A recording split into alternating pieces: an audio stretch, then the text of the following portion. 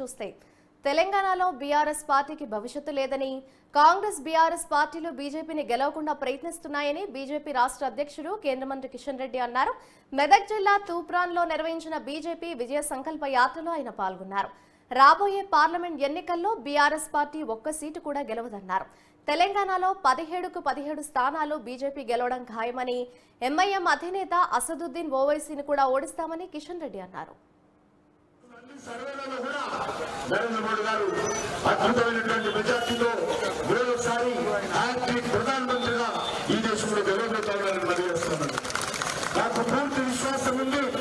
తెలంగాణలో కూడా ఈరోజు మనము 17కు 17 సీట్లు గెలవాల్సిన అవసరం ఉంది.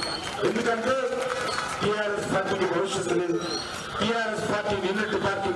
టీఆర్ఎస్ పార్టీ ఒక సీటు గెలిచినా తెలంగాణకు వచ్చే లాభం లేదు. టీఆర్ఎస్ పార్టీ ఒక సీటు గెలవకపోయినా తెలంగాణకు వచ్చే నష్టం లేదు. ఏం చూసి అడుగుతారు, ఏం చూపించి అడుగుతారు టీఆర్ఎస్ పార్టీ. కాబట్టి టీఆర్ఎస్ పార్టీ యొక్క ఆవశ్యకత ఈరోజు తెలంగాణకు లేదు. కాంగ్రెస్ పార్టీ అదేవిధంగా బీఆర్ఎస్ పార్టీ రెండు కూడబలుకొని ఈరోజు భారతీయ జనతా పార్టీని ఎన్నికల్లో దెబ్బతీసేటువంటి కుట్రలు కుతంత్రాలు చేస్తున్నారు. కానీ తెలంగాణ ప్రజలు చాలా చైతన్యమైనటువంటి ప్రజలు. నాకు పూర్తి విశ్వాసం ఉంది. వచ్చేటువంటి పార్లమెంట్ ఎన్నికల్లో 17కు 17 సీట్లు గెలుస్తాం. హైదరాబాద్ లో ఎంఐఎం సీట్ ఏదైతుందో అసదుద్దీన్ ఓవైసీ ఆ సీట్